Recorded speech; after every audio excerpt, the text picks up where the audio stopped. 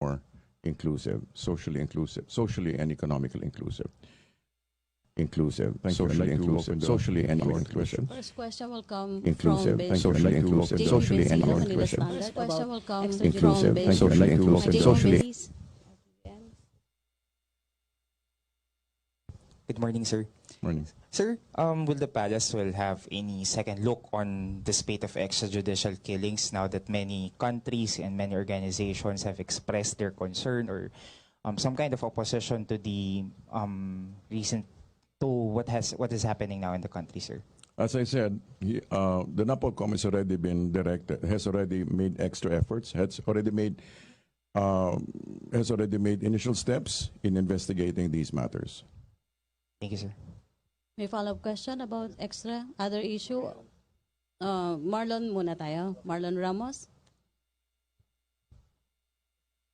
There has been a concern regarding President Duterte's intrusion into the matters concerning the judiciary, that this yung decision niya to name a few judges supposedly involved in the illegal drug trade would result to a constitutional crisis. As I said earlier, that in a sense, his position as parent of the nation transcends this particular legality that you refer to. That he is actually exercising his position as father to the nation and calling attention to what is an extraordinary situation facing society. So in other words, it's something equivalent to shouting fire. There is a fire in the house. And it is his moral duty to be able to warn people that there is fire in the house. So it goes back to that, what is usually called the doctrine of parens patriae, that it is his moral duty to be able to warn, not to be able to warn society of what is actually happening presently. Should the judiciary or even the public consider this as parang pakikialam ng Pangulo or some kind of intervention in the matters of the judiciary? Siguro kung may sunog, kailangan makialam. Di ba? That is the position he's taking. Now, we are facing an extraordinary danger. And these are, in other words, these are not normal times. These are these are abnormal times, and it calls for a radical action. And that despite the constitutional provision on the separation of the three branches. He's not interfering with the judicial process. He is simply calling attention to it. He is not actually making accusations. This is not the judicial process yet. He's simply calling attention. Okay. Thank you. Follow-up question regarding Sereno. Philippine Star, Alexis Romero. Secretary, what do you say to Justice Sereno's statement that judges should not surrender without warrant? And that's exactly what I believe PRRD has already made reference to that and told them to go to the Supreme Court and clear their names there. He was not actually arresting them. There was no action to arrest them. It was simply for them to be able to clarify their names, simply because also their names have come up. What he is referring to is what intelligence has discovered, and if their names are cleared, then they're cleared. Okay, what do you say to comments that many of the names there were actually dead already, and many of them are inaccurate? For example, yung isa daw hindi naman congressman. Mukhang hindi malinis yung information. Ganito po yan, no? And I think Secretary Andanar has made reference to that when he said that actually the lists are a combination of old and new, and that things may but on the whole, they were put together, and these are the lists that have been made reference to, and if they clear their name, then they're cleared. Can we still say that the list presented by the President is credible? I would say so. I would say it's credible. On the other hand, if there are mistakes, then it is the onus now is upon the individual to be able to express and to clarify his actual situation.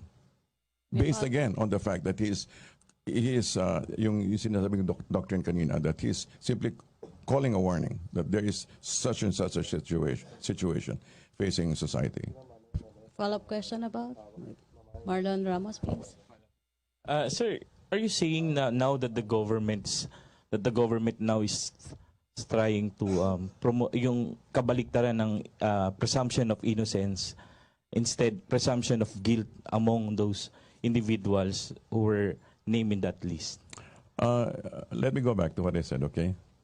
The situation is that there is a clear and present danger facing the nation, and that intelligence reports are of such magnitude, are of such breadth and depth, that are extraordinary, and that is why he's calling for a public outcry.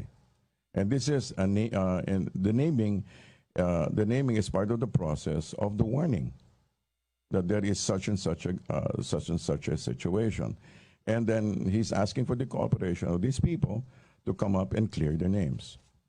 Sir, why not just file charges against these individuals? Then after filing charges, then the government can already name them in public. Simply because there is already the length and breadth, it needs extraordinary measures. Okay. Follow-up question. Other issue na tayo. Raymond Tinas, follow-up. Ted, about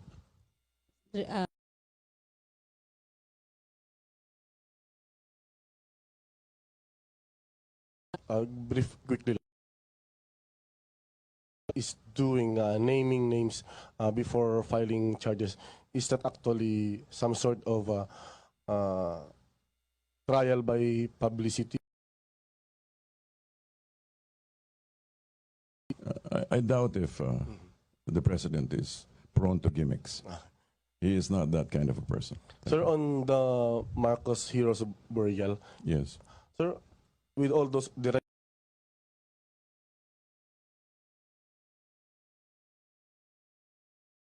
as we speak, none can change or can stop the burial of Mr. Marcos.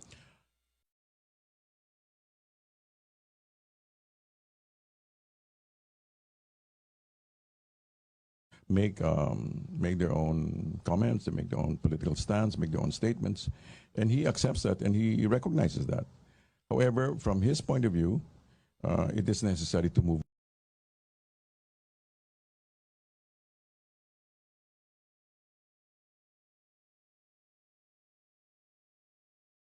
Would be no legal problem with that. From where he's coming from, the process continues, no? And everybody and anybody is free.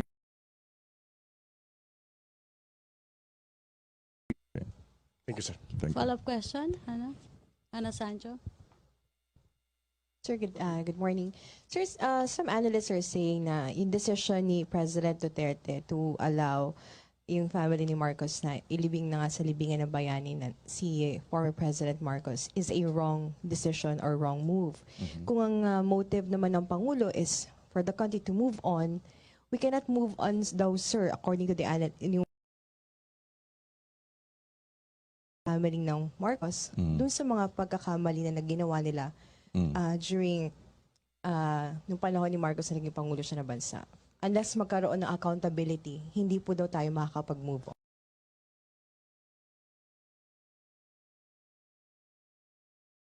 There's a particular objection, then they should raise it. They're free to raise it. Follow-up question, Marlon Ramos. Sir, the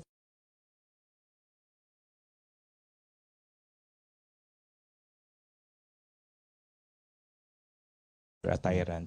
Does this government believe otherwise? Believe that what? That he's not a dictator, that he's not a tyrant during his time? Well, all I can say is this. According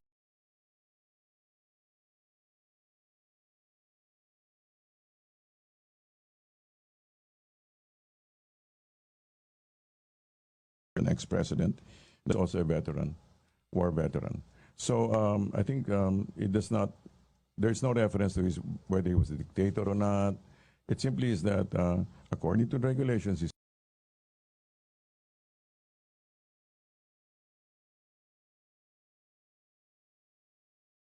Yung martial law. Hindi na rin po yun i-consider, would not matter on the decision of the president to I think allow. those are two different. According to this, there are two different matters.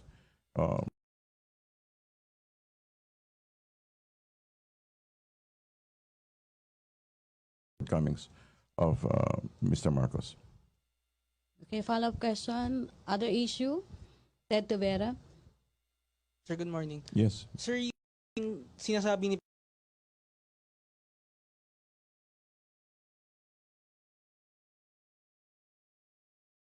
According to him, yes. Yeah. And kahapon din, nag-release ng statement yung CPP na, na ini-encourage pa nga nila yung mga NPA na gumamit ng mga command detonated explosives.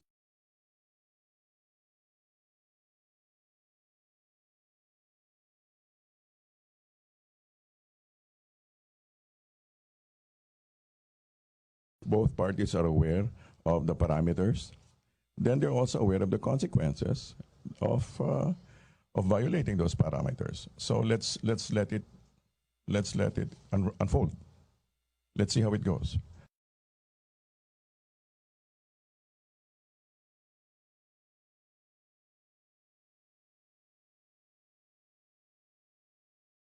Responsible for endangering the process.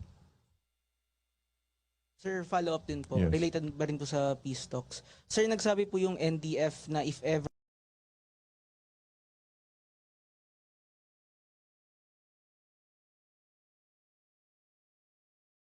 peace talks. Ano yung reaction po natin dito, sir? I'm not aware of the details regarding that, but I know that there have been efforts to make sure that those who need to be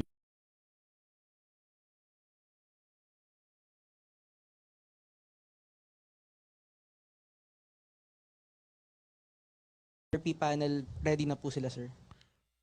as far as I know, they're ready. Yes. May follow-up question. Alexis Romero, Philippine Star.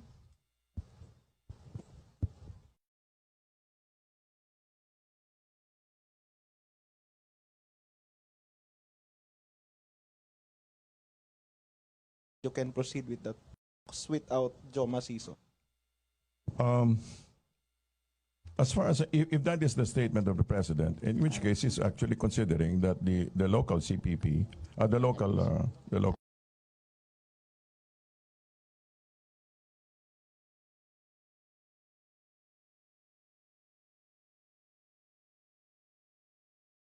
exactly what he said, and that is the context. Then the president seems to be confident that the peace talks can proceed. So,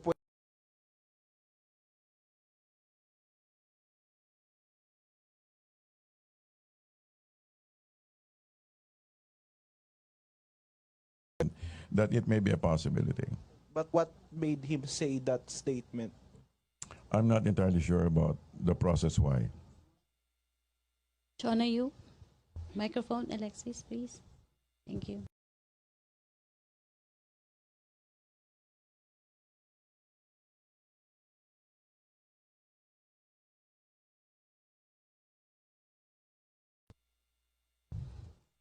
May follow-up pa sa peace talks? Other issue? Dexter Ganibe.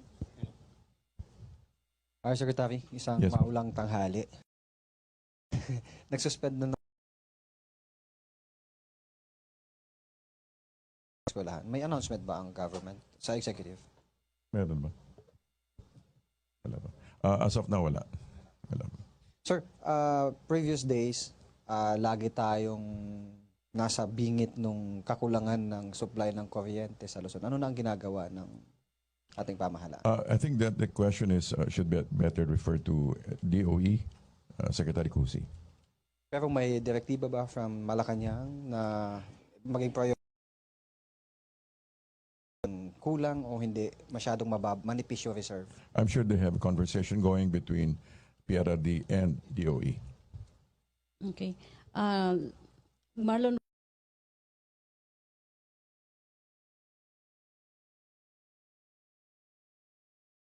Some reports sa GMA, they place it at 500 people have been killed in ABS-CBN since June 30, 800 plus. Sa inquiry,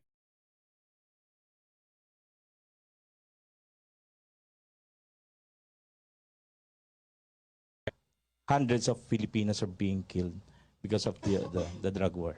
I think that implies a certain sadistic tendency. That's it. No, no, I don't think it's happy. I heard it. I think he's very concerned, and in fact, he's bothered and troubled. But referring to happiness, I think he appreciates the fact that there is the people are more and more aware of the situation. If there's anything at all, it is the fact that the people are now aware of the depth and the breadth of the clear and present danger of the drug menace. But no, he is not happy. He is deeply and profoundly concerned. In previous speeches, the president admitted that there had been extrajudicial killings Yes. involved dito sa gera sa laban sa droga. Hindi ba contradictory sa sinasabi niyo ngayon that he's concerned, that he's not happy with what is happening to our country right He now? is in fact admitting, and that's why pinapaimbestiga. And I'm sure he is not happy about that. Thank you. Hannah Sancho? Sir, yung mga release na political detainees sa puntang na a-attend sa peace talks sa Oslo, Norway, sino po magsushow? I think it's a shared, So as far as I know, government it's a shared and expense. government and Their counterparts. okay. Sir, phone in lang po. Kailan po daw may possibility po ba or napangalanan din po ng Pangulo yung big businessman na droga sa Pilipinas? Pag meron po intelligence report, I'm sure that there will be announcements made. Papangalanan din po ng Pangulo. If there are intelligence reports, validate.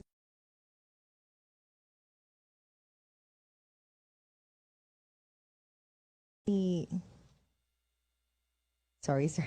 Pinapatanong po ni Joseph ng GMA, will Marcos be buried as president or as a soldier? Come again? I didn't hear the question.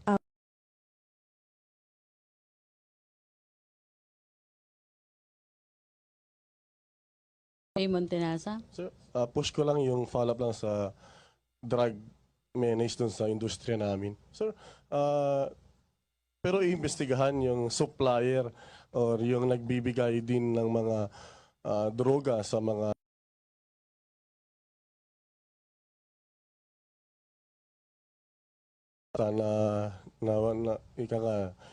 nabaliw na rin yung iba, nasira yung karir dahil sa illegal na droga. Kasi ever since may mga concerts, supply na sindikato sa mga artista. So ano po yung tanong nyo? But they are also part of the investigation to pursue the one supplying that industry. Like I said, like I responded to the lady, if there are intelligence reports, then there will be announcements made. Validated intelligence reports. If. Okay, thank you. Thank you. So last na lang daw si Marlon. Follow up. Oh, Marcos Sorry, okay lang ba, May? Sure, one. So will the late dictator be buried as a hero? Will he be interred in the libingan as a hero? Thank you very much.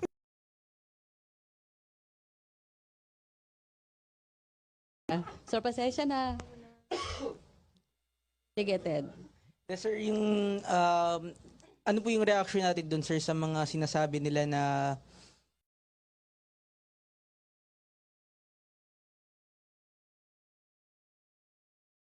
mayaman, hindi naman daw po na papatay. So maybe you should look at it from a different perspective also, no? There have been some comments, there have been some analysis, and this is simply answering it from a different perspective. That most probably, a number of the killings may be occurring on the level of those who supply and those who supply and those who retail. So maybe that is where most of the killings are happening, apparently. Okay. So thank you very much. Okay, thank Good morning. you, Presidential Spokesperson Ernesto Abella. Thank you, Malacanang Press.